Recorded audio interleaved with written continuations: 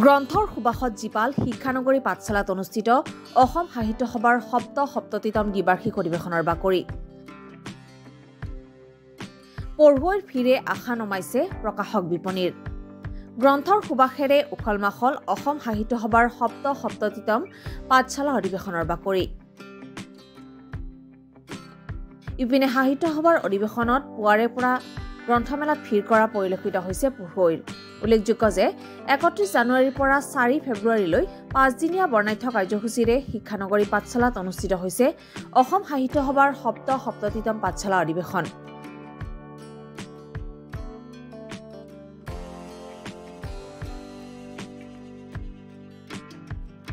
অধিৱেশনৰ প্ৰতিটো দিনতেই দেখা গৈছে লোকে লোকাৰণ্য পৰিৱেশ অসমৰ বিভিন্ন প্ৰান্তৰ সাহিত্য অনুৰাগীয়ে ভিৰ কৰিছে অধিৱেশনত সাহিত্য সভাৰ বাকৰিত অনুষ্ঠিত হোৱা গ্ৰন্থমেলাত নিজৰ প্ৰিয় কবি সাহিত্যিক লেখকগৰাকীৰ কিতাপ বিচাৰি ভিৰ কৰিছে পাঠকে পঢ়ুৱৈৰ সমাগমত যথেষ্ট আশাবাদী হৈ পৰিছে প্ৰকাশক তথা বিপণীসকল গ্ৰন্থৰ প্ৰতি পঢ়ুৱৈৰ যি আগ্ৰহ সেয়া প্ৰতিফলিত হৈছে সাহিত্য সভাৰ অধিৱেশনৰ বাকৰিৰ গ্ৰন্থমেলাত সাহিত্য সভা ক'বলৈ গ'লে আচলতে এইটো আমাৰ চবতকৈ প্ৰিয় অনুষ্ঠানে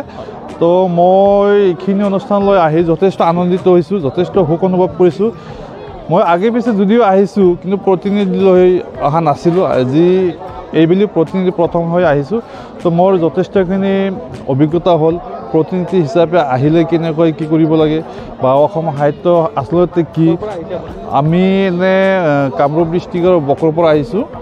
তো মেলালৈ মই ইয়াকে ক'ব খুজিছোঁ যে আগে পিছে মই আচলতে যিখিনি চাইছোঁ তাৰপৰা গ্ৰন্থৰ প্ৰতি মানুহৰ যিটো অনীহা কিন্তু এই অনীহাটো নাই কিন্তু ইয়াতে চালোঁ যথেষ্ট বিপণীও আহিছে যথেষ্ট ক্ৰেতাও আছে আৰু বিপণীবিলাকত যথেষ্ট মানুহৰ ভিৰ দেখা পাইছোঁ গ্ৰন্থৰ প্ৰতি যিটো আকৰ্ষণ সিহঁতৰ লাহে লাহে বাঢ়ি আছে তো এই ডিজিটেল মাধ্যমতো যে আমাৰ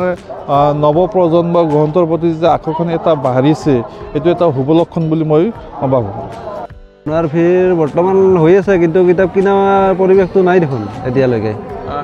কোন লিখকৰ কি কিতাপ বেছিকৈ সৰ্বাধিক বিক্ৰী গৈ আছে আপোনাৰ ইয়াত আমাৰতো ধৰক মামণি লোচন গোস্বামী আছে বীৰেন্দ্ৰ কুমাৰ ভট্টাচাৰ্যী